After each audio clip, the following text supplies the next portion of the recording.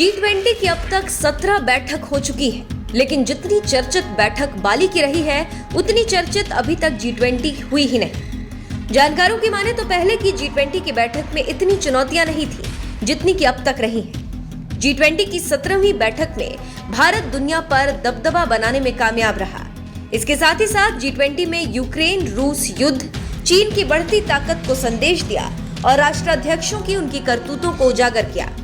इसी का डर था कि रूसी राष्ट्रपति बहाना बनाकर इससे अलग हो गए, लेकिन चीनी राष्ट्रपति पहुंच गए तो चीनी राष्ट्रपति के साथ जो हुआ उसे पूरी दुनिया ने देखा और जाना कि कैसे तानाशाह को लोगों ने चुप करा दिया।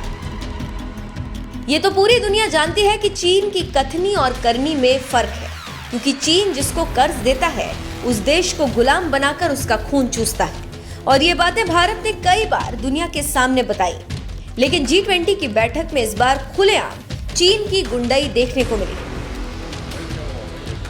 चीनी राष्ट्रपति शी जिनपिंग का कनाडा के पीएम जस्टिन ट्रूडो से दादागिरी दिखाते रहना और बदतमीजी से मिलना कहां का न्याय है, लेकिन जानकारों की माने तो वैसे ही चीन का ये रवैया नया नहीं है।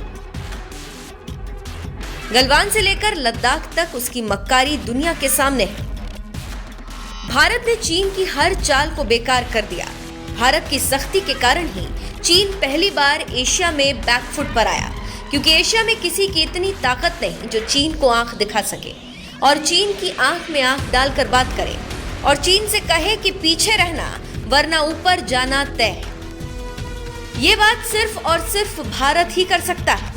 भारत ने ये किया है और उसी का प्रतिफल बाली में देखने को मिला, जब ट्रूडो G20 की बैठक के इतर जिनपिंग के साथ बैठक में कनाडा में चीनी हस्तक्षेप पर नाराजगी जता रहे थे।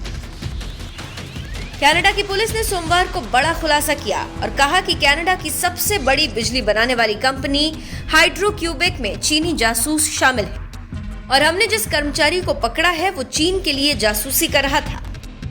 कनाडा पुलिस की माने तो वो शख्स ट्रेड सीक्रेट की चोरी करने की कोशिश कर रहा था ताकि चीन को फायदा हो सके। आप दोनों नेताओं की बात सुनिए, फिर हम आपको बताते हैं कि हुआ क्या।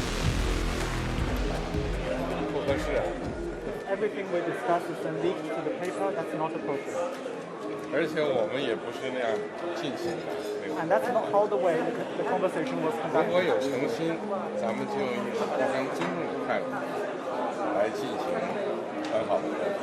If there is 否则这个结果就不好说了。 if In there is Canada, we sincerity believe on in your part, free and open and frank dialogue, and that is what we will continue to have. We will continue to look to work constructively together, but there will be things we will disagree on, and we will have 企业 to 可以 continue. 建设性，但是创造条件，创造条件。 Let's create the conditions first. 好。 तो सुना आपने किस तरह से Canada के PM से Xi Jinping बात कर रहे हैं। चीनी राष्ट्रपति कह रहे हैं कि हमारे बीच जो भी बातचीत हुई उसे अखबार में लीक कर दिया जाता है, ये सही नहीं है। अगर आपकी तरफ से गंभीरता रहती तो ऐसी बातचीत नहीं होती।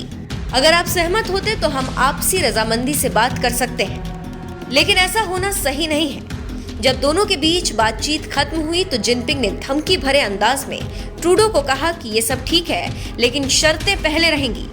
ट्रूडो ने जिनपिंग के आरोपों पर ड्रैगन को जमकर सुना दिया और कहा कि कनाडा खुली बातचीत में भरोसा रखता है। कनाडा में हम स्वतंत्र, खुले और निष्पक्ष बातचीत में विश्वास करते हैं और आगे भी इसे जारी रखेंगे। आप जानते हैं कि लद्दाख में संघर्ष के दौरान भारत चीन को उसी की भाषा में जवाब दिया था। आज भी LAC पर दोनों देशों की सेनाएं आमने सामने हैं। भारत चीन से लगी सीमाओं पर इंफ्रास्ट्रक्चर बढ़ा रहा है।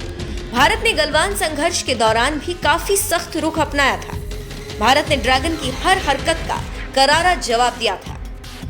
चीन के साथ ट्रेड को निलंबित करने से लेकर आपसी रिश्तों पर भी रोक लगा दी थी और अब चीन की गुंडाई को कनाडा ने ललकारा है। देखना होगा कि आगे क्या होता है और चीन इस बेइज्जती का बदला कैसे लेता है, लेकिन कुछ जानकार कह रहे हैं इस मुंहतोड़ जवाब से भन्नाए चीन कनाडा के लिए क्या करता है, ये देखना होगा।